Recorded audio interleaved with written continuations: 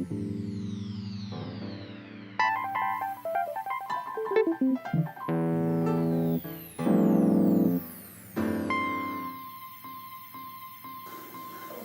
Waster Radio. Radio for those who refuse to listen. Okay. Okay, you ready? Yeah. 1, 2, 3. Time Waster Radio. Radio for those who refuse to listen. Okay. Got it. Okay, well, thank you for doing that, Sarah. Thank you so much, Peter. You're welcome. Thanks for coming on the show. I'm so happy to be here. Awesome. Okay, today we have Sarah Johnson on the show. Is that your preferred professional name? Yes, that's my professional name, Sarah Johnson. We're in the center of Athens. We are. Sarah just did a performance a few days ago. Yes. Yes, how'd that go? It went really well. It was really strange. I booked a ticket and then was here a few days later. And I booked a ticket not knowing that I was going to do performance. And so it was a lot of like adrenaline. Just from the get-go, I guess, You did the performance like a day after you landed or something? Yeah. A few days, after I landed. And it was, it's nothing that I thought that I was going to be doing here, so it really came together with ideas pretty quickly. Did you have a preconceived notion of what you were going to do before you got here, or? No, Macklin asked me if I wanted to, and I had ideas I'd been working through, and so given the opportunity to do something, it came together pretty quickly. With elements of shit that I've been working with for a while, but definitely had a lot of adrenaline to push it pretty quick. How often do you do performances? I guess I really don't know. I think maybe quarterly it feels like. I live in Los Angeles right now, and I guess performance is so funny because it's so hard to quantify. They're so short, and then it's hard to quantify. Like, I don't have a studio practice per se, but it's like always making notes, and I write a lot, and so the sort of the actual 20-30 minute thing that happens feels like such a blip. It just feels like another day of all of the ideas or the energy to get out is going on. And you feel good about the piece? I do, yeah. Do you always feel good about pieces, or? Actually, I do, and that's a nice thing about performance is the stakes are so low that it's such like a bottleneck of energy by the time that there's actually a space to do something in, or that I do something in. It's such a bottleneck of energy that it's just feels like a release, yeah. How would you describe the piece that you did? What is the title? I can't say that there is a title. I guess I went through some ideas, but I don't remember what they are. But it was,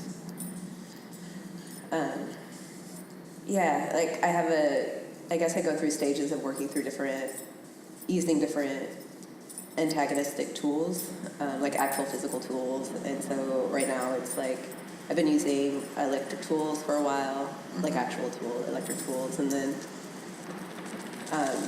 rope and citrus and a table. I don't know. I guess I made a living still life. Like I was trying to deconstruct a still life. Created a still life and then destroyed it. Yeah. Yeah. Okay. No, I just thought maybe I saw a title, but maybe that was like just Macklin's doing. Oh, in the upper room. In the upper room. Okay. Yeah, that's right. Yeah, that's what it was. Yeah, in the upper room. Do you usually just work on titles or work around? I guess I've had, when I started doing performance so long ago, it was like actually this piece sort of was having a conversation with what I'm about to say. But when I first started, it was like I really liked it's so corny and pretentious, but like the ephemerality of performance, and like there's no commodity to it. There's no sort of as a reflection of like invisibility, you know, a reflection of like, which is a, you know, a privilege. That when I started doing performance, I didn't like feeling invisible felt really safe, you know, that I could just like disappear in the world felt really safe. And that was like a coping, you know, like a really beautiful, like generative coping mechanism to be able to just disappear. And so in doing performance, it was like the ephemerality of like you put out all your fucking energy and it ultimately doesn't matter, you know, it just disappears, and there's such a small audience for performance that whether there is an audience or not isn't up to me. And I'm definitely can't invest in that, and won't, you know, like a refusal to be invested in that. Do you think it's like a magic spell, or? That's not for me to say, but I would think that, like, you know,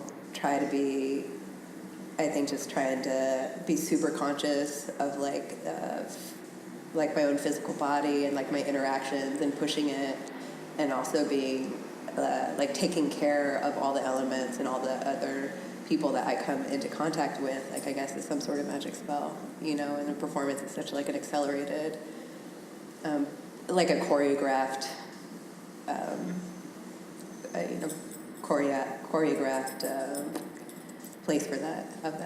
What other kind of work do you do? I write a lot. Okay. Like what kind of writing?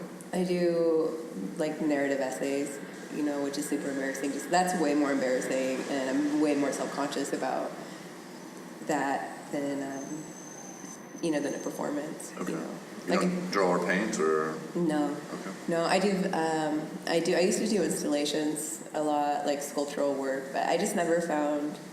I was never comfortable with something existing without me there, you know, or just like or just putting another like object in the world where it's so inundated with it. Even though I love them so much, and maybe that's part of it, is like my own fetishization of like of objects and ideas that are represented by objects, and that I just maybe it's a self-esteem thing, you know, that I feel like, why would I put more shit out in the world? There's so many beautiful, brilliant things and people that is their like devoted craft. Yeah, you know? So I understand. I mean, it's as a painter, and in a world where there is too much stuff. Yeah. I thought about that a lot, and then when the stuff burned, I was like, do I need to remake all of this stuff? Like, is there a drive to do that, or is it like, that's what it was, and now that's over, and I'm free to do something else? Yeah. Yeah. I feel like I've had to reevaluate my. I got the tangent. I was kind of reevaluate my relationship to ephemerality, because as I get older, I do recognize that then I can be disappeared as a subject, you know, and so then having to actually claim that it is important to me, that I exist, and it is important to me that I voice my ideas, and that against all odds, like I am made a subject if I don't claim my ideas, and really being devoted to like there's not an ownership of thought or ideas. Like I think that's beautiful, and also like you know, just getting older, like I want to exist. You know, it's like feels a lot more dire, and my relationship to making work has changed a lot by being really like deeply committed to somebody who's a painter, and so my way with a deep studio practice, which is necessary to make work, you know, and that you see progress. Like it's not just me in the world, like writing and taking things in and sort of being like a file of like a voyeuristic file, like working on ideas constantly and writing them down, but like to have a studio practice where you see a painting develop, and like, you know, being so close to that really made me less like change my idea of working as well. Like, and I still can't imagine the heartbreak of working so hard on a painting or an object and then having it to go to someone else. Oh, after a while, it's a relief, actually. Yeah. Yeah. I mean, I think of it like having kids or pets. Like, if you have to give them up, it's just like just making sure they go to a decent home. That's my only concern. But now that it all burned down, it's even more funny. I'm like, what is a decent home? Yeah. Like, the world's changing this, and now with the UN report, it's like 40 years from now, we might lose everything. Oh, like, we will. Yeah. We will. And then when an object goes to a decent home, I mean, if you're making object, you can't decide whether it goes to a good home or not if it's at a certain level in art as a commodity, you know. And it's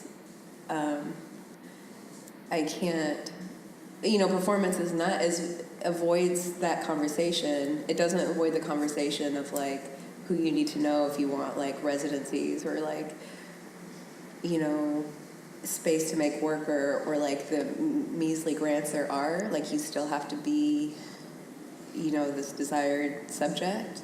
Mm-hmm. But as far as the good home of where your work goes, that's not. That's a privilege and selfish gesture anyways, I think, too. Yeah, but I think it's wonderful for artists to survive and make work. The disparity between mediums is irreconcilable. I don't want to. There's something you brought up something with the ephemeral nature, and I don't know. I mean, this is obviously a generalization, but based on some of my experience, as you were talking, it occurred to me. I have several friends who are women who do performance work, and well, I have friends across the scale, blah blah blah. But the thing is, several of my friends who happen to be women. I've seen this experience, or I've seen a commonality in being more into the ephemeral work or not documenting it. Mm-hmm. And when you were talking, it's like that's actually very powerful to me. Like thinking like I mean, again, it's a generalization, but the idea of a woman like I'm just thinking of another friend named Chelsea who like absolutely refuses documentation of her work. She does brilliant stuff, and I'm wondering like, is there like some sort of subconscious element where she didn't want the work documented? There was something happening that I wasn't picking up on. Like I don't know. I used to be really, really committed to that. You know, really committed to that. Of like, you know, and this was like social media wasn't as I guess prolific as I think too positive of a word, but ubiquitous. As it is now. Yeah, exactly. Thank you. And it's like it would make me angry because so much of what I was. Motivated by was like, yes, absolutely, do not own my body, you know, like this is like, you know, the violence of the interaction right now, you know, the generative violence, the generous violence of the audience, if there is a fucking audience, you know, just like you know, and that was so important to me, and now. Yeah, that was a really, really important stuff to work through, you know, and again, it was like wanting to not be like a subject, like a sexual subject and like a visual subject. Or objectified. And especially as a woman, you know, and my conversation about my gender at that time or gender in general, it was very different, you know, this was like, however, you know, over a decade ago, you know, when I started making work, and which is nothing on the blip of like my mentors, you know, but so for, you know, there was a lot of like very much still very frustrated with like I won't be a woman, like, but I don't know what that means, you know, and I don't know, I'm not concerned with my sexual power. But there is a violence to get out that's related. So there's a therapeutic element, maybe, in the work that you're doing. Now there is, forever, yeah. But yeah, and then now I'm not associated. Now I'm actively like trying to figure out the conversation, like post this needing of ephemerality, and so I'm more desperate. Like I fucking exist, you know. We fucking exist, and like we, you know, the.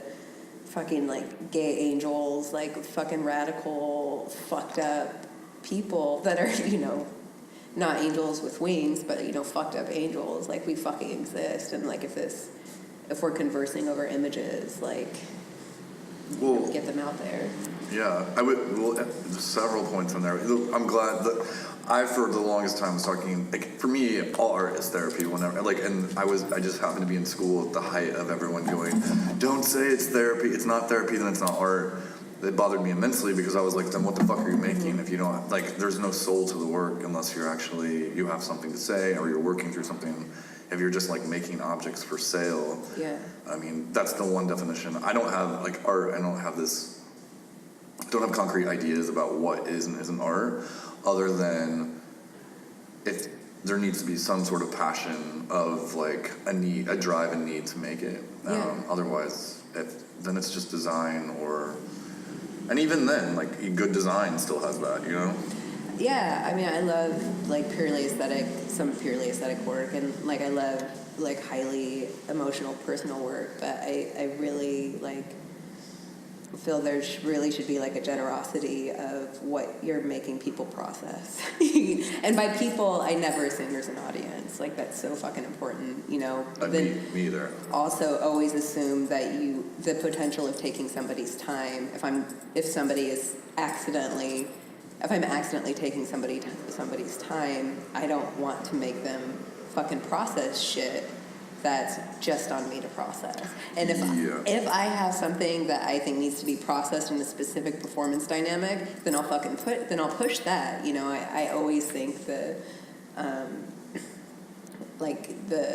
I always think the gaze needs to be processed, but I don't think how can I do that and like swiftly, and generously, that it's not just sitting through art crits. Well, the worst. You know what I mean?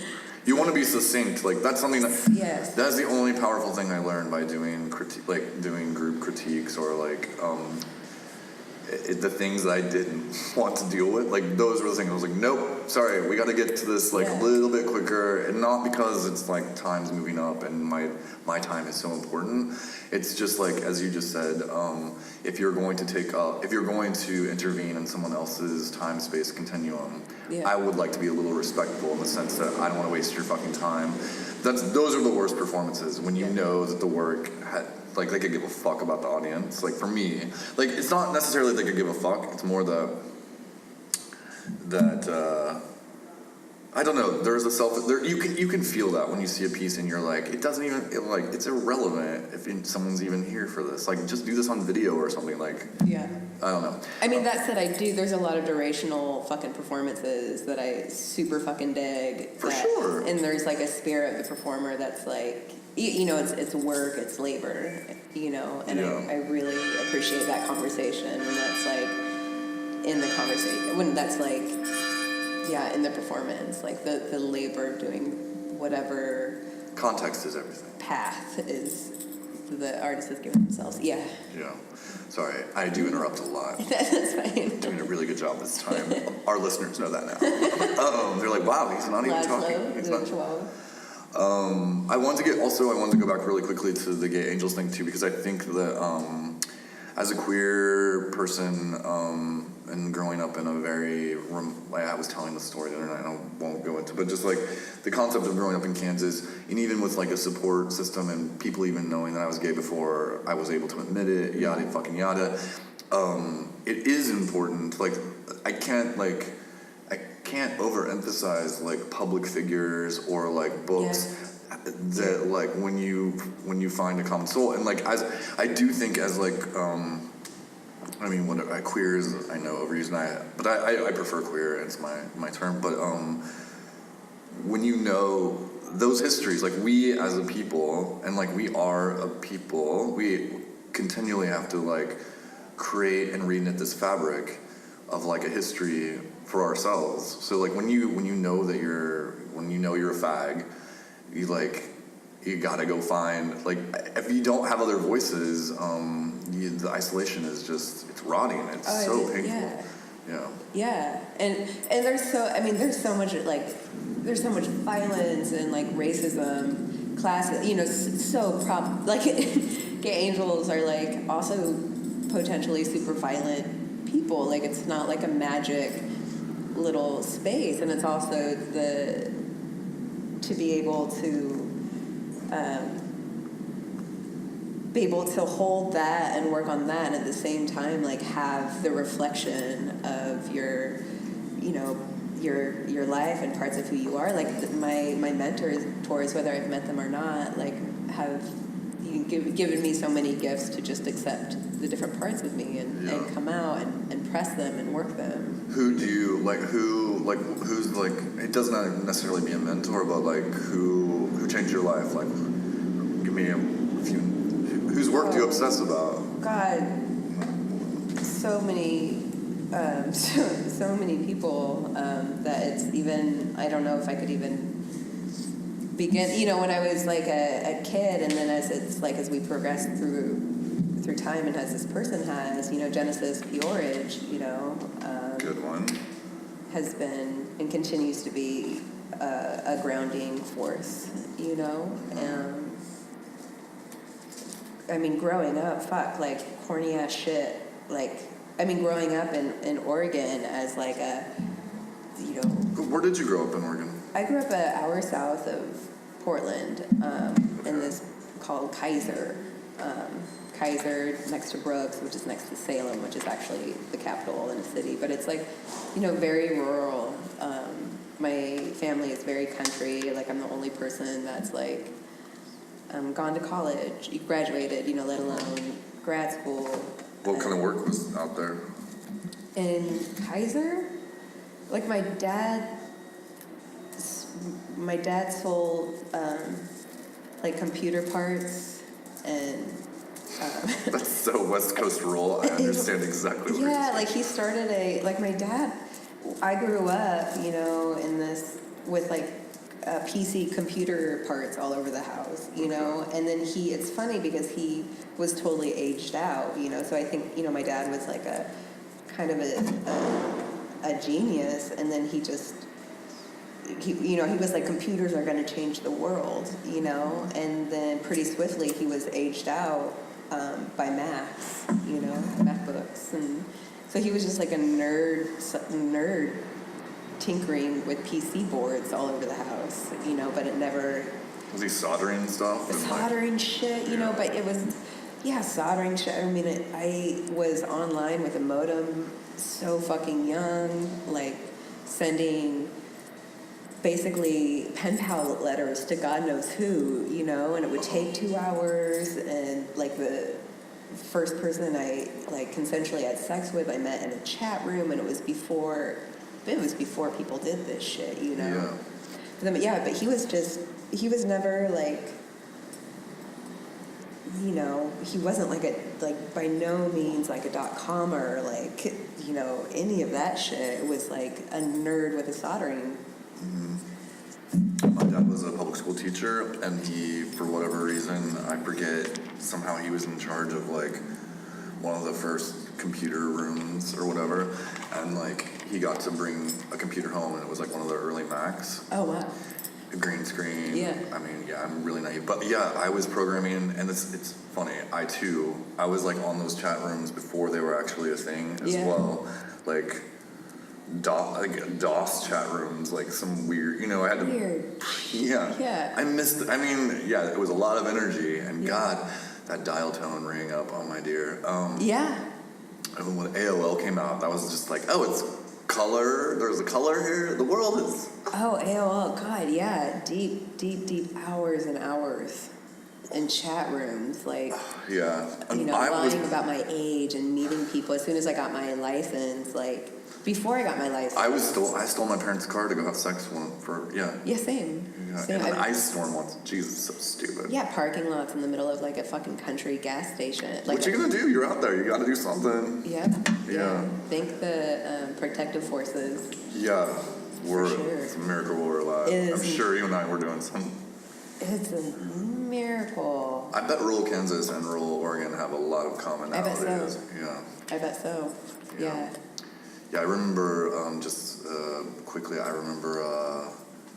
also, like, before the computer situation, my poor fucking parents, I would call, like, the Kansas City Star had, like, a personals ad section.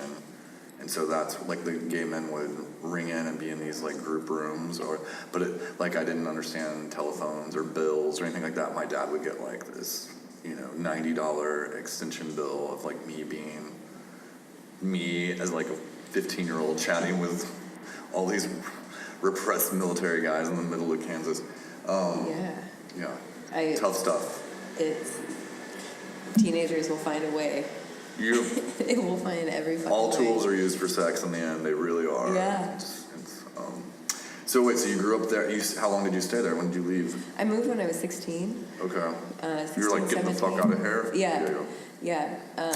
And then I think one of the most times I felt seen by my father was like I was all packed up, moving to Portland, and he goes, I don't think, he said, he's a little teary-eyed, and he's like, like whatever, what parent would say, like, I can't believe, like, congratulations, and I can't believe you're leaving, whatever that thing would be. And I go, well, you don't know, who knows what'll happen, Mm-hmm.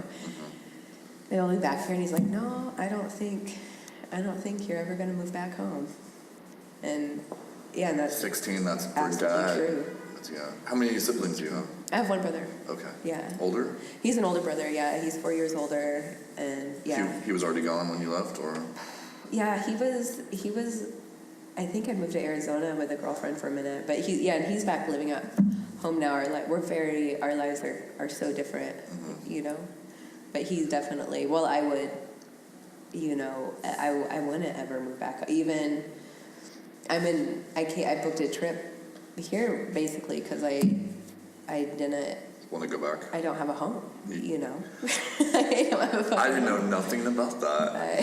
So it's like, and then a ticket here was as cheap as like, Klamath Falls, Oregon, where my grandparents are, you know, and it's like, where's the closest bed with the door, Yeah.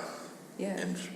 I'm wondering if Athens is becoming like, I feel there's a magnet happening here. You're not the only one. It's happening.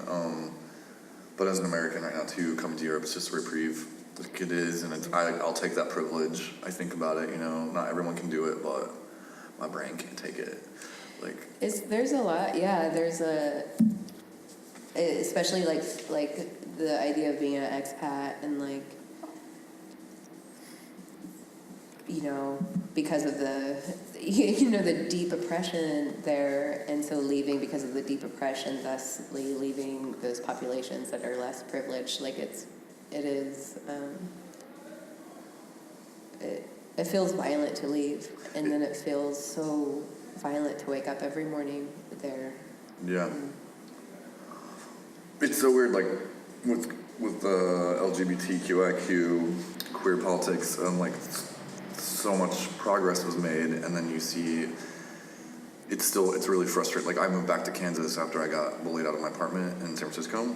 I moved to a smaller town, and I had a fairly good time there, like in my own personal. But I was getting I was getting physically harassed every day, mostly by teenagers, but arguably with guys up into their 60s, and it was this current the Me Too and whatever, all these, not whatever, but these important social awakenings, which are just like so duh for some of us.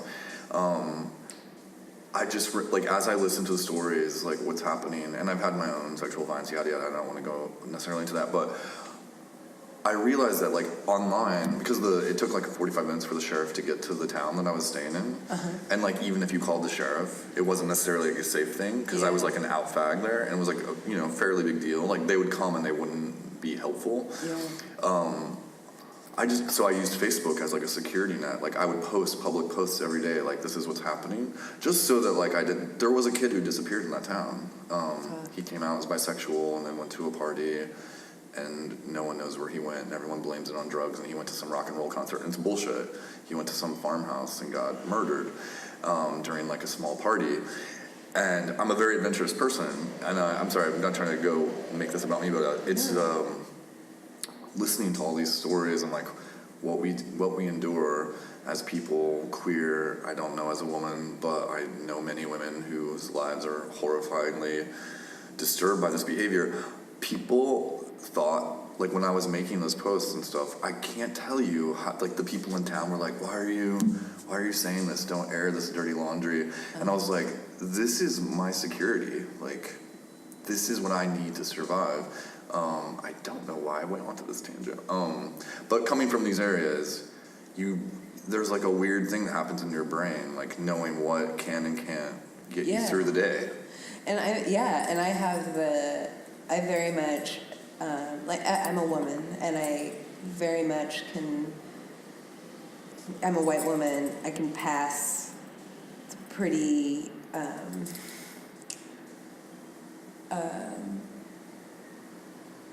pass down the street if I'm not looking femme at all. I can be pretty fucking invisible, you know, and I am so, which is such a privilege, you know. And when I was younger and I was more, I guess I just was more femme. I don't know, not as a statement. I just looked, you know, more.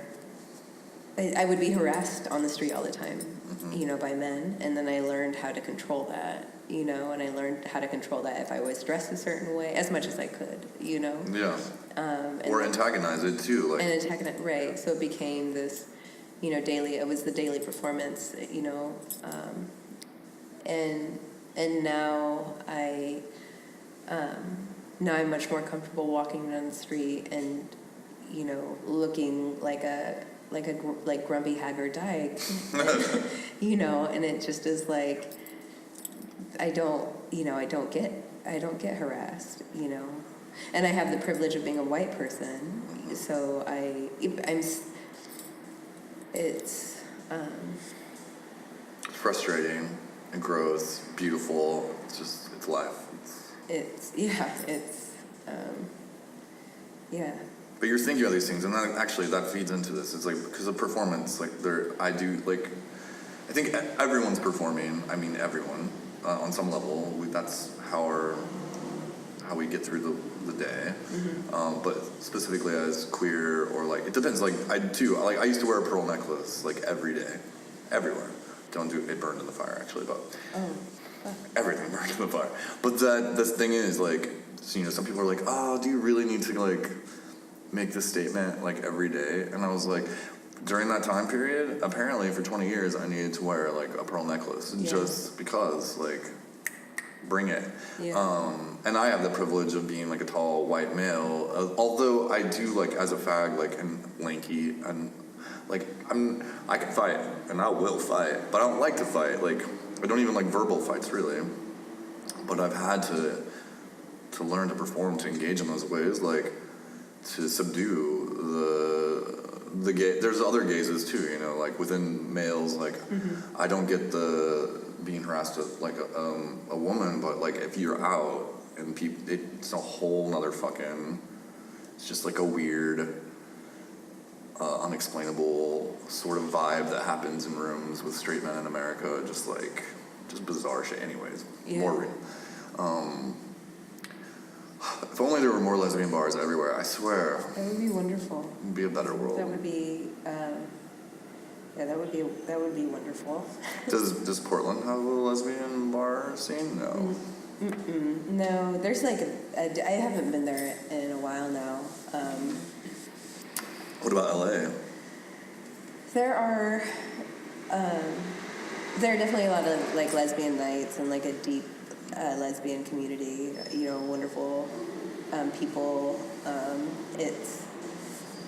There's a lot of like homogenous, it's just, I don't know, fucking LA, man. Yeah, sorry, we don't know. LA. I don't know. Is the industry still like, because the last few times I was there, like I was hanging out with a healthy group of lesbians when I was in my few times I went back to Los Angeles.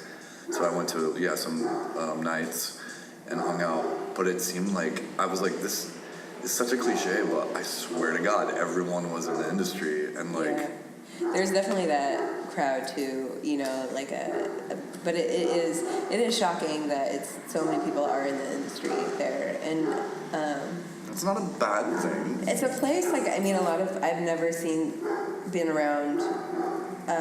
Even the visual art as an industry, I don't know, is so fucking rich there. Developed, and it's pointedly so. And I don't know if it's just something that I wasn't involved in before, even adjacently to, or if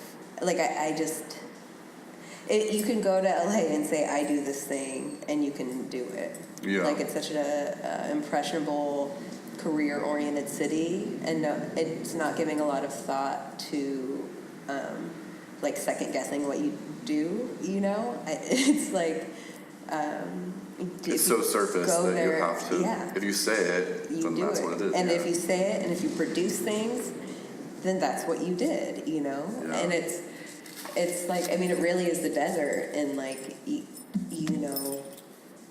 words kind of evaporate, or there's this there's nothing, and then you see a light post, and the light post is so clearly a light post, right? So you go there and you say, I'm a fucking, this is what I do. I'm a slam poet. Yeah, you're just a slam poet, and then that's what you are, and then you produce things. And I should have a TV show. Did I mention that? And I'm working on a TV show. Yeah, it's very cut, very cut and dry, and titles and production, which is wonderful if that's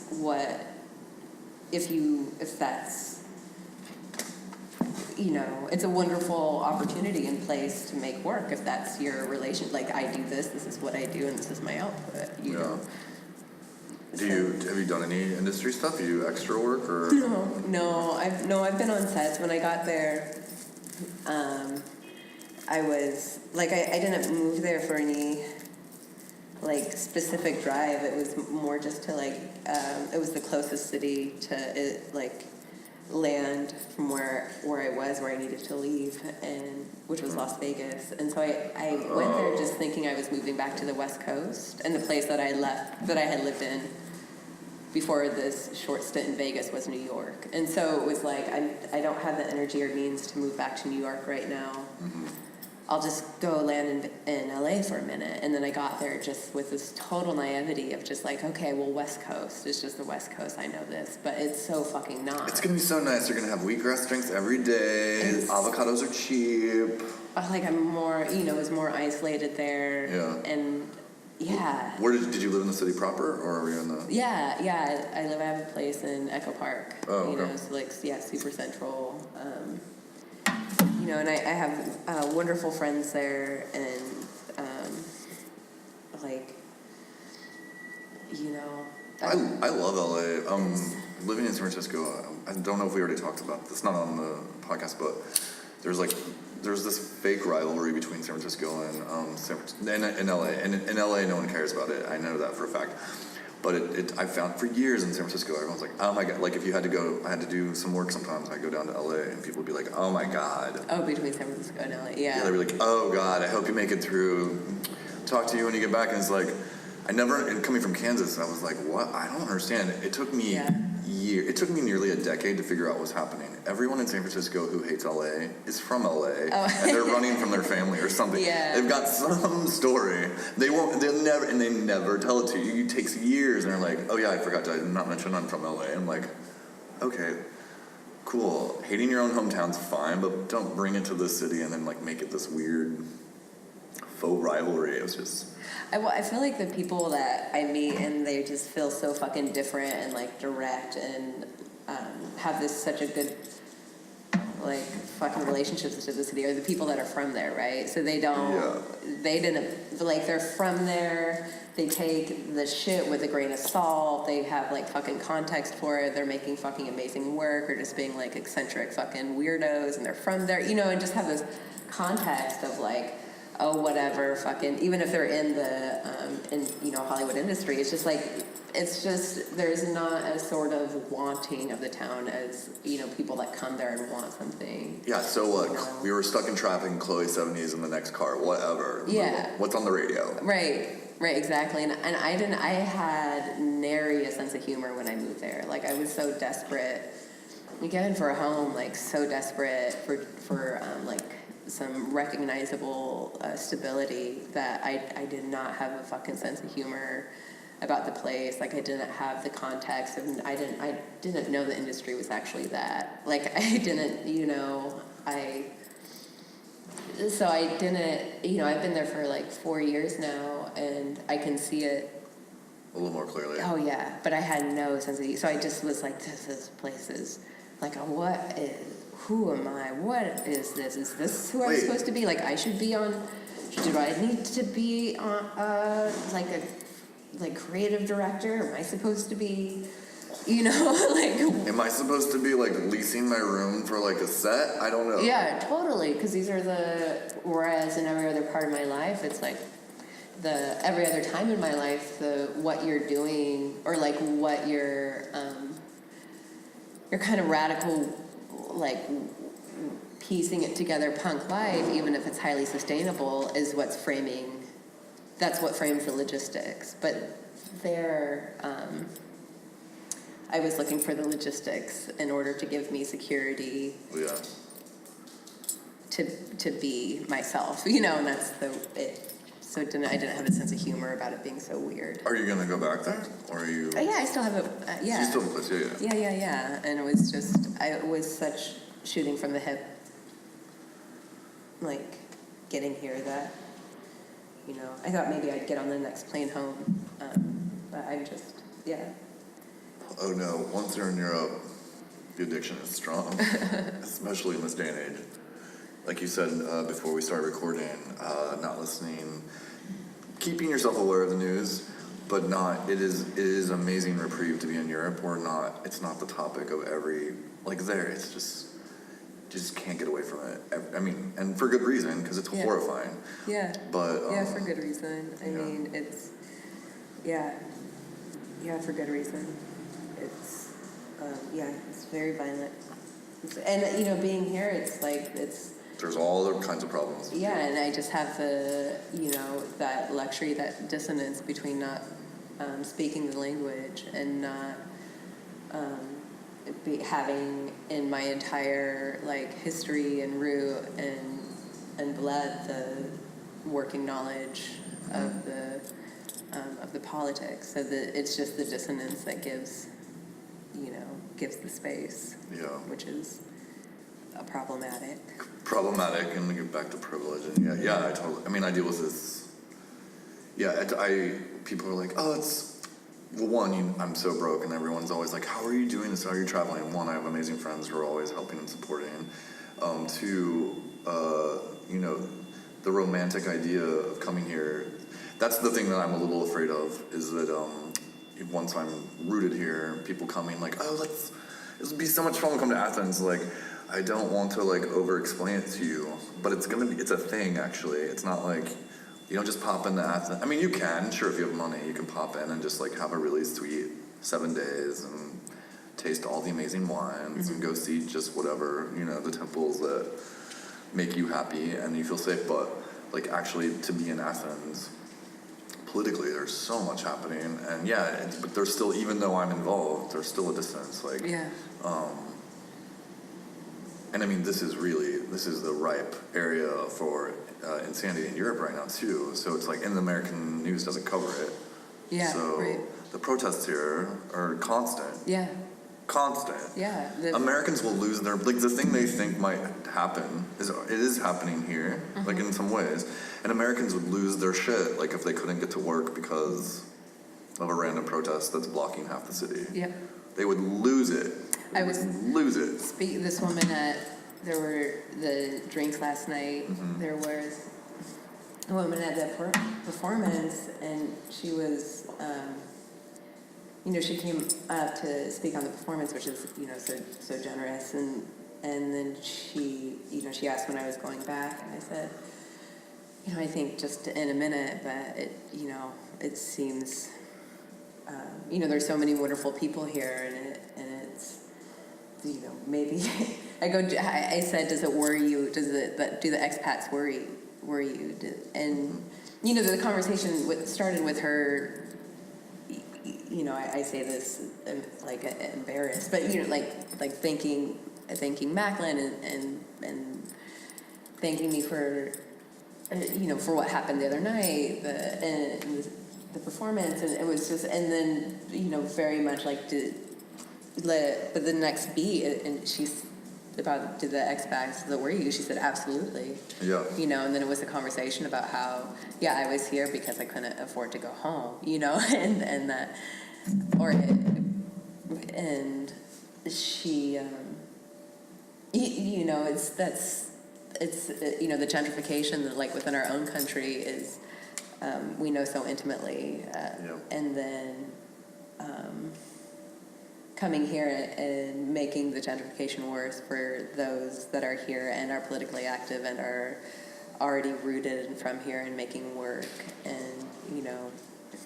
There's like, it's a mixture though, because I ask these same questions often too. I mean, I'm very concerned about it. I mean, I can't overemphasize how concerned I am about it. Like,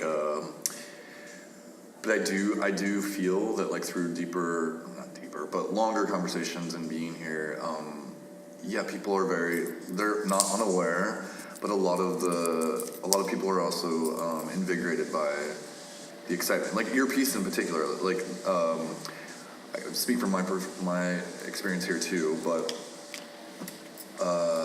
they're so generous. Like, they were so excited. And it's like, for me, a lot of this performance work is, it's fun. It's not my main thing, but to show some possibilities that they, for whatever reason, didn't think were possible I feel like it's complicated, because people are like, thank you so much for doing this, but also, like, you know, you and the Brits and the Australians are coming in, and the Russians, don't forget the Russians. It's like, even just in the year that I've been coming here, the rents are already going up. You can see it already ticking. Like, and for the locals, there's already a housing crisis. Yeah. So it's just like, yeah, I don't know. Sorry, I don't know what's going on. It's just every day. I do think about it constantly, and I don't know if guilt's the right word. Like, is being as broke as I am and still being able to survive here. Yeah. There's a real guilt in that. Well, it's like, yeah, how to not take it for granted, just like any privilege, like how to survive without taking the how you're surviving for granted. Yeah. Whether that be just not the fear of being deported, or, you know, experiencing violence every day on the street, Or knowing that I have a backup network, like. Yeah, I mean, that for I can't believe how much I've personally struggled in the past few years, like in pretty much every aspects that I just didn't think I would as an adult, you know, and then just sort of being at such a loss that I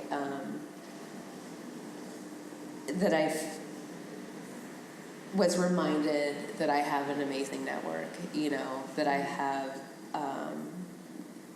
you know, a network that says, like, hey, come do this. I haven't seen you in years and years. Come do this thing in this space. Mm-hmm. You know, this sort of faith and generosity of maybe as soon as I stop trying to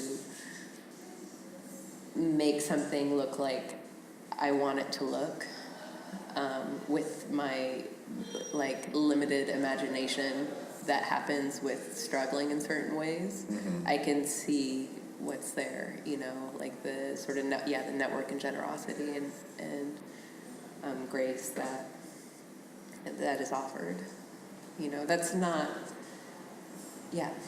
Are we talking about white guilt? I'm just kidding. No. I know. It's a whole other. No, for sure. And I mean, you're specifically speaking, I know we're right now with Macklin in a certain sense, but yeah, the generosity, you just in the people here, and that's generalization, but this is my experience here is similar to going, like, I never wanted to leave Kansas. Like, if you had met me when I was 18, the idea that I would leave Kansas City was, like, completely unfathomable. Like, never. Like, then I went to San Francisco, and that was the first time I was like, I don't know, I just was like, whoa. I just felt I could never, besides Athens, that's the only time I've gone someplace and just been like, home. Like, and that's kind of weird because it's not. Yeah. So that part is hard to digest as well. Like, I do know that, since being in LA and trying to make it really feel like a certain thing to me, and then feeling like it's my failing that I can't, that just like going from one location to the next still feels foreign, that there's like such dissonance for me, and just, trying to figure out what the fuck is wrong with me that's the case, and then I can go to other places and it doesn't feel the same, and it doesn't have to be like another country even, but even like the countryside and like upstate New York, or the rivers in Oregon where I'm from, just like there is a certain air that's in my body. There's a certain landscape and geography that I actually don't need to force. That I know it when I feel it. You know, when I was just in Delphi, it's like, I mean, yes, like the Oracle of Delphi and like sacred land and shit older than anything. That it's this, like outside of that, just like in the mountains and valleys of that landscape is just like my body, my body feels like home there. So I really do believe that about places. Yeah. In addition to the conversation about like the space of not hearing the language and not being able to read every sign and have that filling up our brains, like that's one, relief. But then there's also just like the relief of like, no matter if we speak the same language, like it's the identifying with where we are, for me, just realizing it is so much about landscape. But there's also the curiosity too, like for me, when you're in a space like that, when you come over and you're traveling, for me, it's not just that, like, the language and having sort of a reprieve, but then it's actually harder because, I'm trying to learn some of this stuff, right? And so, like, it's fascinating to, again, I don't know if you know the percentage, like, it's like only less than 20% of Americans have a passport, and like of those 20%, only 5 of them use it. Like, it's amazing how little Americans travel, and mind you, there's environmental issues with jet planes and all that stuff, but again, to privilege and coming out here. But those experiences, like, I do realize when I go back now, I try not to be super snotty, like about in certain sentences, but as you can hear in my voice, I'm snotty no matter what. I think it's fascinating when people, I am from Kansas, and like I said, I didn't want to leave my hometown. And then I go back and I realize that was sort of in the water there. Like, when I meet people, they're like, very little curiosity to go see or do anything else. Like, not in of course on some level, like, but like not really. They're like, yeah, but isn't it must be really, how are the airports in Greece? Like any other fucking airport. Right. Like, people have little humps where they can't quite get over. I went on a different tangent, but those mountains and like being in a village and like reading the signs, I think it's fascinating that like all I want to do is know what it means. Like, I don't take it as a reprieve. I take it as more of like, whoa, curiosity, like an so much going on. Yeah, that's, and also the privilege to travel and how that I just want to like recognize again, like class and education and straight up passports, being able to ascertain passports, like afford a plane ticket. That's all super important to recognize the privilege of being able to leave. The ability to get to LAX or LaGuardia alone is another skill set. And immense amounts of money. taxi cabs. Yeah. Yeah. I digress. I'm curious about. Yeah. What are you gonna do next? Like, what's the next piece of art? I don't know. I definitely have a piece of, like, have a writing research project I want to do that I need to sit and do and finish and hopefully get, some, maybe I can get a grant for it or something. I'm just sort of remembering that it's worthwhile to make work and not confuse that with the way that I make work is not, it will never be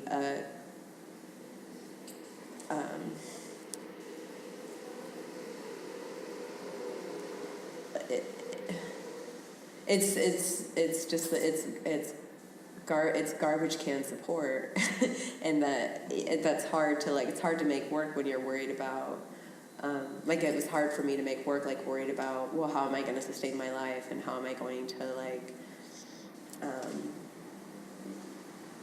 eat and have a place and still be, like, full of joy and ideas, which is nothing I worried about before.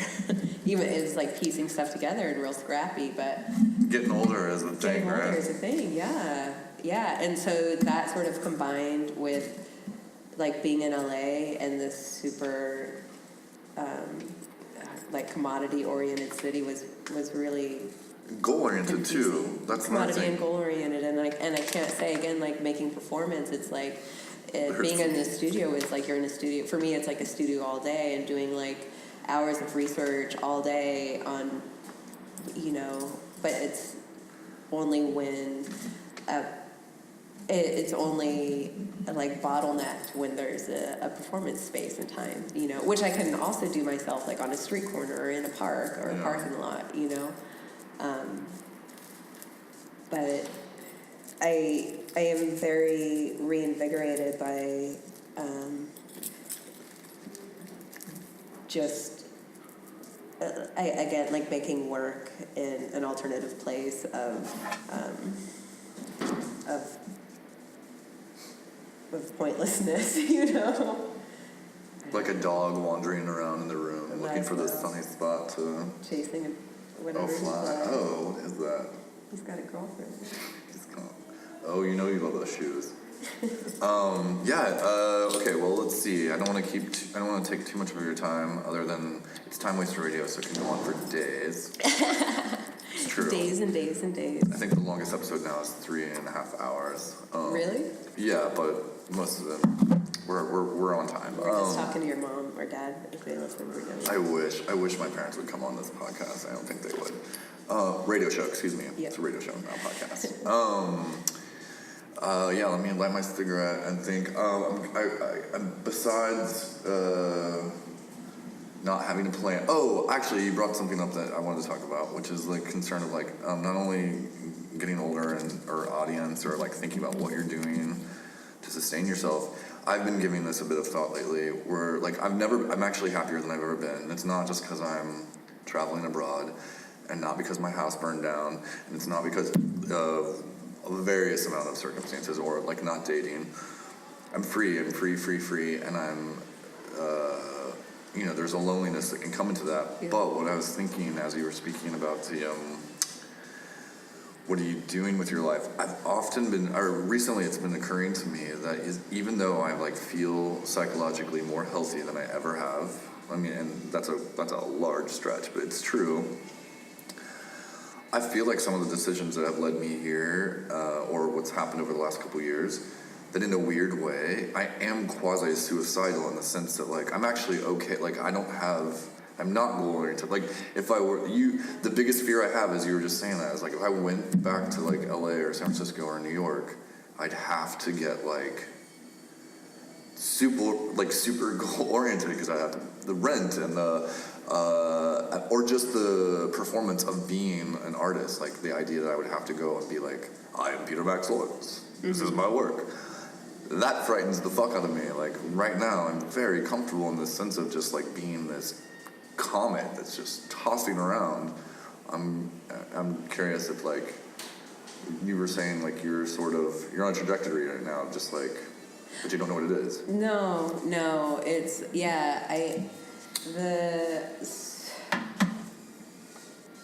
I've always been like super close to like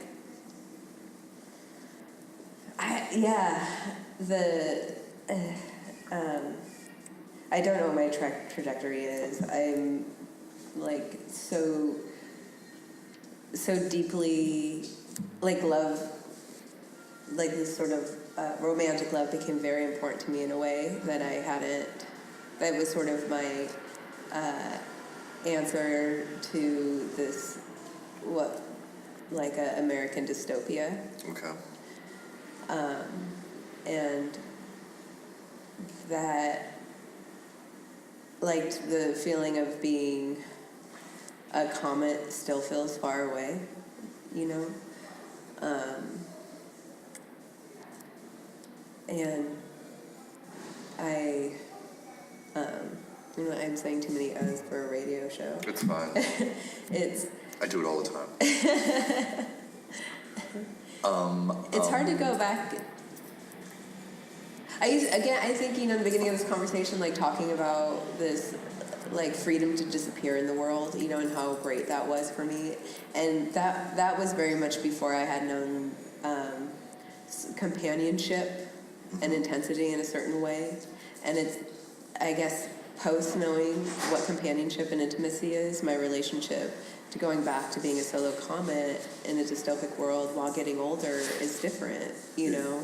Like, it's not important for me to disappear anymore and just be like, have magical like encounters that are like short story worthy, you know?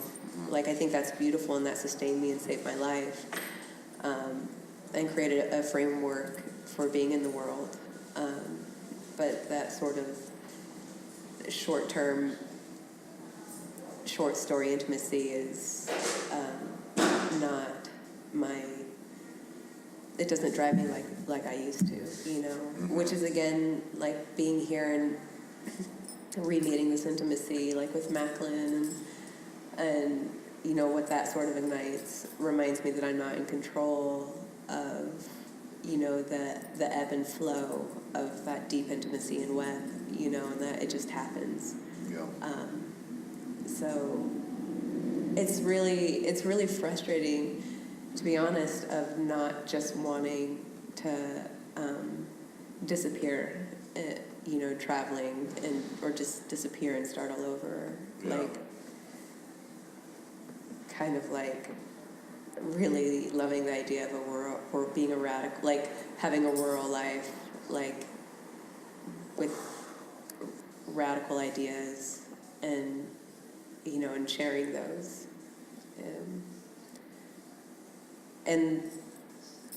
but that's, you know, that's not a career. That's not. There's still so much like faith and time and circumstance to allow that to happen. So, whereas like it just traveling along and having magic short encounters, you can control that. Yeah. You want to have one? Go jump on a train. You know, there's magic everywhere. Go fucking jump on a train and have a fucking magic encounter, like a whatever poetic 5-minute conversation, like in New York, you know? Like, just, it's fucking easy, you know? Or it's easy to walk down the street and like be at one with like sorrow and joy. That's something that, well, I was going to say, I have a failed experiment, as I said, going to this small town experiment. I was about to buy a house in this small town, too. The kids trashed the house, and it's so different. But, so it's funny, or not funny is the wrong word. It's interesting to hear you say that, because it's like, I still can't, in the root of my soul, I want a country house. I want to hear thunderstorms. I want to be, hopefully a tornado won't come and destroy everything. Just a small painting studio, my cats, and open windows, and that's something that I long for. But I did, when I did go back from living in San Francisco to a rural area, the thing that I missed the most, which like took me many months to sort of like come to, I didn't understand why I was going a little stir crazy. I did miss the anonymity. Like, Yeah. when I moved to San Francisco, that was the first thing that disturbed me, was that, like, even in San Francisco, people sometimes won't say hello. Like, you say hello to them, and they won't say hello back or whatever. I was doing a very Midwestern thing, like, hi, trying to meet all my neighbors. What's going on? But after 15 years of it, and then going to a very small town where, like, your life is everyone's business, Right. there was a moment where I was like, I fucking wish that I could be invisible today. Like, I wish I could just go do my normal errands. It's impossible in a small town. You can't just go do your thing and not be somehow creating a wake, you know? Like, every gesture, oh, Peter came in today and he bought apples and he was like, whatever, you know? That's Portland, which is not. I mean, it's a small city, you know, bigger than a town. But it was like when I left there, it's like, I mean, what a fucking generative place it was, and I have such deep friendships there, and like really became. I was really nurtured there, you know. It was a very nurturing time, but when I left there, I was like, I'm gonna go fucking, like, everyone's the mayor in this beautiful way. Or at the time, you know, it's changed so much. Yeah. You know, that it's changed so much, and there's so many people there, and you can't get work or can't afford places. But it was, you know, this wonderful place where everyone's a mayor, you know, and you walk down and. I think Portlandia even has a skit about this. Or, Really? as much as I don't want to plug Yeah, that. I actually can't talk about that show. Oh, okay. Yeah. Well, I was actually making, a friend of mine and I in the Bay Area, we called it Borea. This was 10 years before that, and we were like, San Francisco was ripe for this skit. And of course, she and I were not very good at doing improv comedy, so we were never going to get that off the ground. But I was happy to see it because it captures a very West Coast element of Specific, that. But I did feel like I was gonna go crazy. And then New York, it was such mania. Oh my God, it was such wonderful, wonderful fucking mania. So like unsustainable. How long were you there? I was doing it. I was only there for a few years. Yeah. And it was just mania. I mean, It's just nonstop. deep work, like working on my fucking project. You know, just so fucking generative and like impossible to sustain as a beauty, as a Beauty. Ooh, that was a Freudian slip. Yeah, what was that? As a body, I think is what I was. A beautiful body, yes. And I wanted so much to have like like mania is such an isolated fire, and it takes so much work for it not to be an isolated fire because it's a very selfish fire. I think mania, you know, and it's so productive because you're working on your selfish fucking fire, which is so important because that's the only, you know, we have to get this fire out for our lives, you know. And then I was so lonely too, like because then you're on fire all the time and it's so libidinous, like, you know, what a fucking hot space, you know. But I never figured out how to sustain that and any sort of real intimacy. So. I'm dead. 10 days in New York. This is talk about privilege, and I have spent longer stints. 10 days in New York, I am like cashed out. And I'm not even talking like going out every night and like socializing. Just normal, random existence there for me. 10 days, and I'm just like... I don't think I slept. I could have done that. I mean, fuck. I slept maybe 4 hours a night. It was just reading and writing. I was working on my project all fucking day, every day. And then I would go out and dance. Like, it was just like unending, like, mania and unactualized, like, And you weren't smoking. You weren't smoking. Fuck no, I didn't smoke. Now I chain smoke. To the audience at home, well aware that I know I've fallen short on my promise. I was supposed to stop smoking pretty much by this episode. Oh, really? And I haven't. Yeah. We'll quit. It's an ongoing topic inside the podcast. But yeah, so just imagine if you were chain smoking in New York and doing I that. probably wouldn't have had that much. I think it's we were saying before you started recording, like it makes me so sleepy. I think it aids to sleepiness, which contributes to depression, and just like, well, this is. I just watched The View and the Wendy Williams show. It really peps me up. Right. That's another beauty. Archetypes. Archetypes, yeah. That's another beauty of being in Europe is that you're on like a 10 to 12 hour media delay no matter what, even if you're like super into stuff. Like, the View will come on at like 7 on YouTube. I don't know, at like 7 p.m. I can go find clips of, you know, Meghan McCain saying something that's going to make me cringe with every fiber of my being with her new best pal, Abby Huntsman. Anyways, that's John Huntsman's daughter. He's the ambassador to Russia and one of the only sane people in the current administration. Thank you. And they're still nightmares. They're all nightmares. Yeah, no, New York, no. I've never, people always, I can't even tell you how many people are like, you should just go to New York. You should go to New York. When September 11th happened and I was still in Kansas City, there was like a white, it wasn't just a white flight, but it was a flight of like my generation or my friends. There was something that got triggered and a lot of people went to New York. It was interesting. After 9/11. Yeah, like I think in a lot of Midwestern metropolitan areas, a lot of the people who felt sort of disenchanted after 9/11, people felt the need to go to the coast. Like, I mean, a lot of people went to LA as well, and whatever my random comment sent me to, I sold my truck and I went to San Francisco. But I find that every time I go to New York, I find,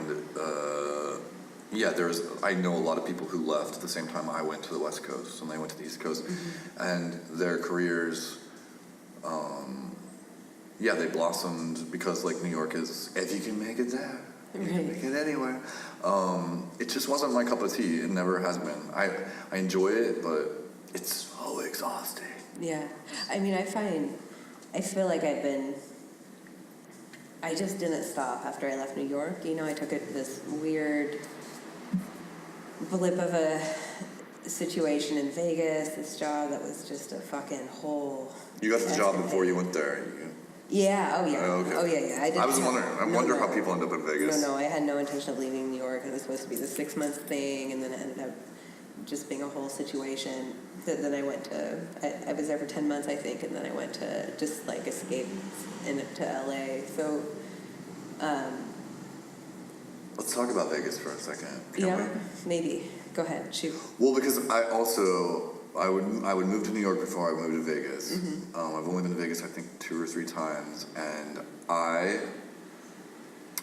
this is going to be the snottiest thing I've ever said. I've never loathed a place like from the moment same. I know really nice people there. Yeah, there are great people living there. But the city itself, the entire construct of what it is, landing in the airport, watching people literally dying while, like, with oxygen masks, pumping quarters into fucking machines, like, and then taking their oxygen masks off to chain smoke and then go back.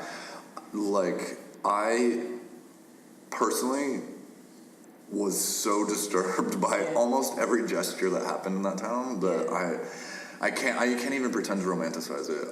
It just, no. Yeah. And I was a vegan at the time, so the only thing I could eat was like trail mixes from like Sir Camelot, whatever, I don't know, and they were like $14, and I did not have $14, so I had to steal trail mix from the lobby. It was just, the whole place was a fucking nightmare. It was a fucking nightmare, and it really it was really humbling as to what I could handle and to what reminding me of what my bubble of existence is, queer, and what's the queer, how's that go? Oh, sorry. And being, being there, like everything, it didn't matter what I was dressed like, but I could be in like a parka walking down the street and I would still be like followed in trucks by men. Like it was so seriously? It was really fucking wild. It was really, really wild. And it reminded me that whatever my relationship to the world is, of course, like it's, I'm not safe, and that's, again, as a person, like, that is given a lot of privilege, like, it was so fucking not safe on the basic level of being a woman. Okay. Like, it was so not fucking safe. And sounds like a horrifying science fiction novel that was reality. It was, and, went there thinking that, like, I can, whatever tough guy, like, can find humor and, like, any experience can be generative, and just reminding I was reminded that that's not true. And that was before Trump was elected. And I was reminded where I lived and what my country, what the country is. And so I think... My America. I was reminded that this is America, that Vegas is the ruling party of America.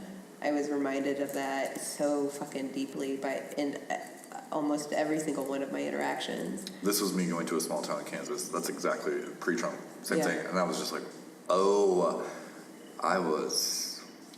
we were living in a bubble. Yeah. The bubble of, my bubble in New York, my bubble of, Even Kansas City at some point, I was like, Kansas City is a bubble. Like, this. Fuck yeah. This is what's going on.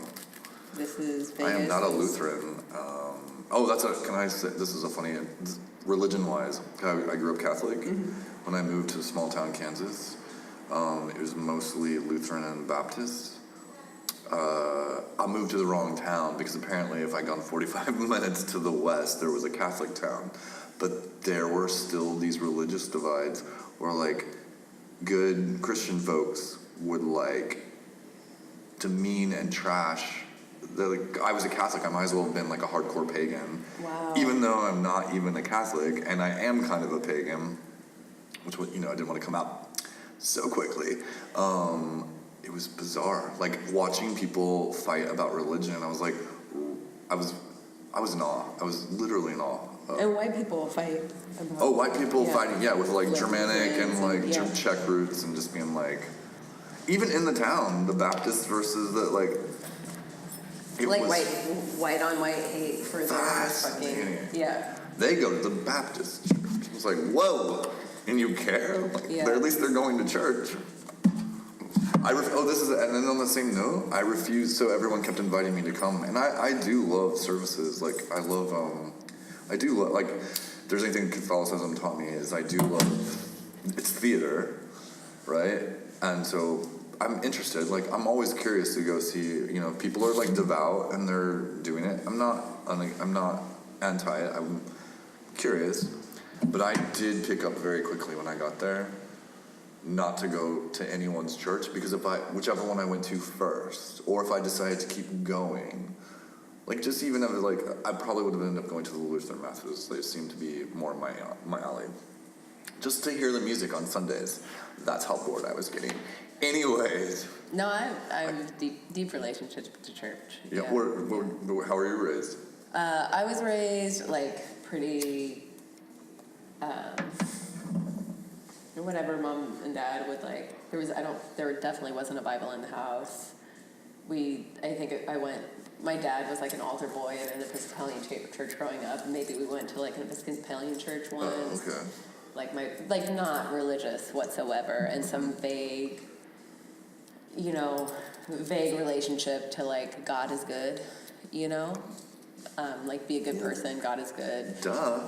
There are angels. My mom's a pretty psychic person, not intentionally, but just very much. Do the angels talk to her? No, but she's got a very strong intuition, and if she sits down long enough to finish a sentence, they're prolific, oftentimes,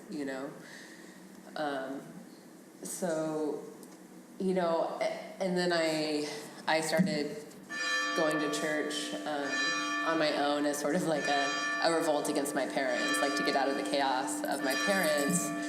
This is not uncommon. Yeah. I've heard about this. So I became super Pentecostal and super Pentecostal, formative. I'm so grateful for those fucking years. Super involved in church. Super I was born again every weekend.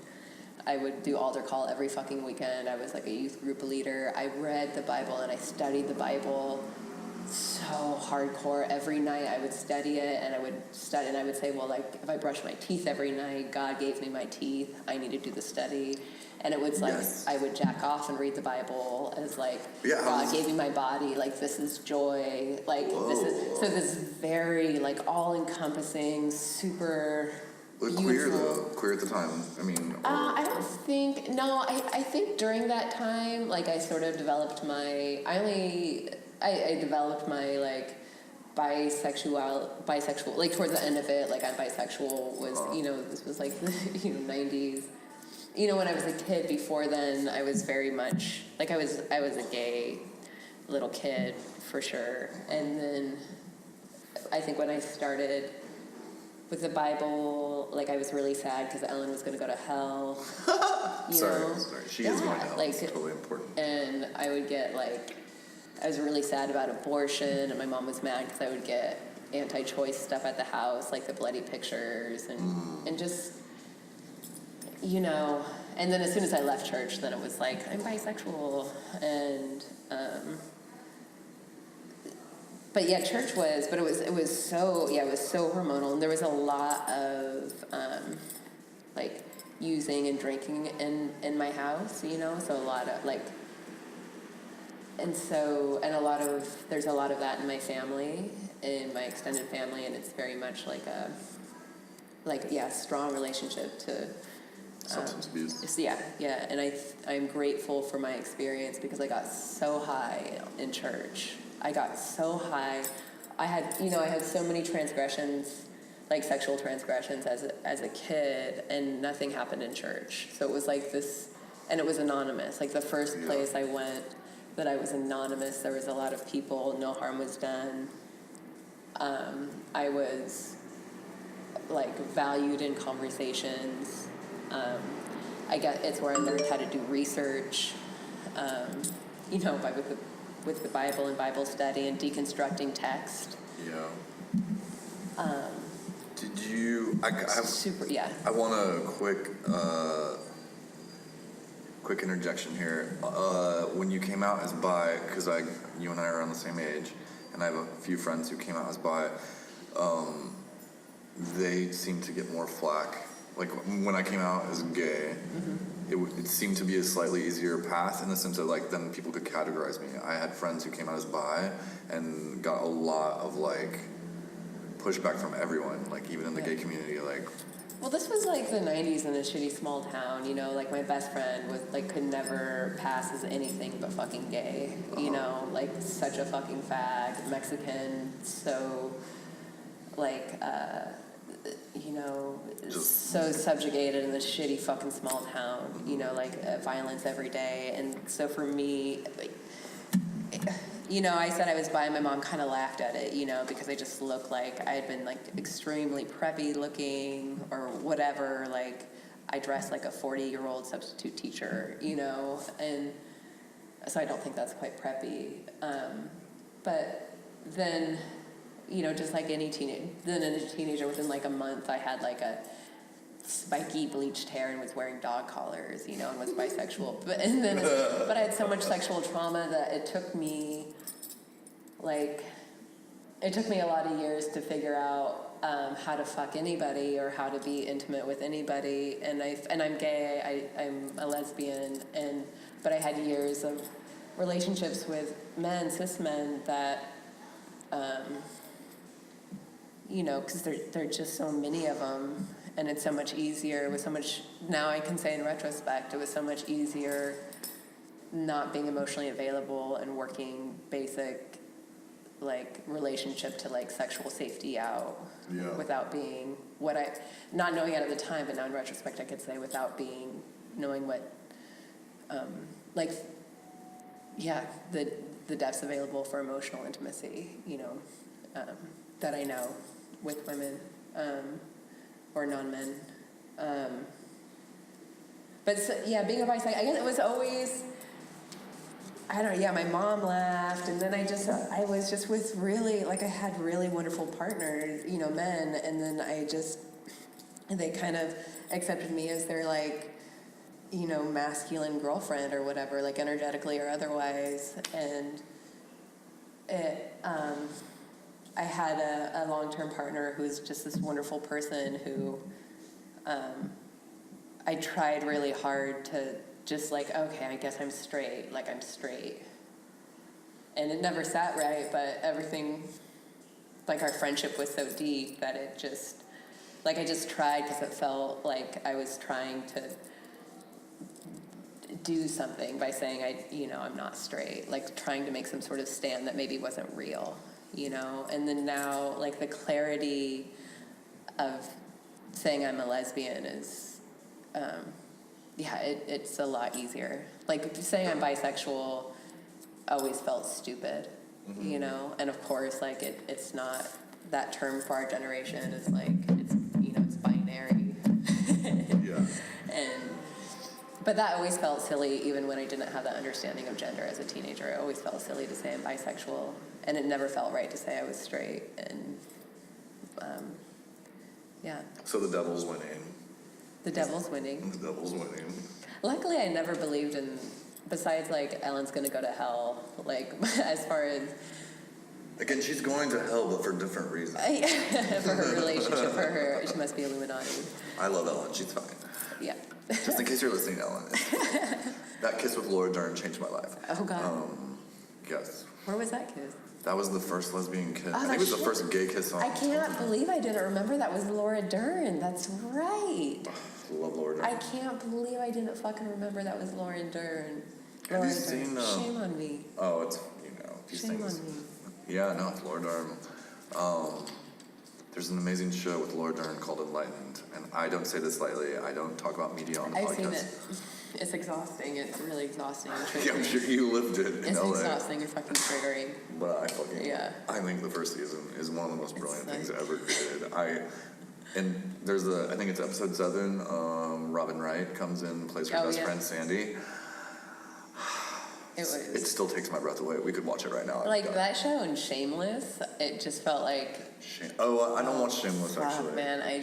It was like I was watching those two shows and going to fucking Al-Anon meetings. Oh, It was like, my. fuck my life. Were you in LA at the time? Yeah. Oh, I was okay. like, fuck I don't think watching Enlightened while my you live. fucking life. Yeah. Yeah, actually, Macklin and I and Honey, we have some mutual friends, and like for a while, because I have to watch a lot of media. One, because I'm editing, and I'm interested in how, you know, whatever's happening with like editing cuts and stuff. So I watch a wide variety of stuff just to get a clue of like how genres are moving. But anyway, so a lot of people would ask me like, I became like a media therapist. Like if you were having a terrible time in your life, you're like, I'm gonna check out for like a week. I just need to watch a few shows. Just tell me what I should binge watch. And I just remember this one person was severely depressed, living in Oakland, and I thought I was like, you gotta watch Enlightened. You gotta watch it. He came back and he was like, why the fuck in the world would you recommend that show? And I was like, when I was really depressed, that show like actually lifted me. I was like, it gave me, yeah, whatever. I think it's a brilliant show, but yeah. Sorry, no. It was, it's too, I think, specific of an pathology for It's LA. about as American as it Yeah. gets. It's so beautiful, so beautiful. We could have gone into how Laura Dern played like Princess Leia's secret lesbian lover in the last Star Wars. Oh, but I didn't see it. It's a terrible movie, but no, and everyone's like, was that what was happening? Because no one understands what the character. She has purple hair, and she's basically, after she left Han Solo, she basically got into an affair with another admirable,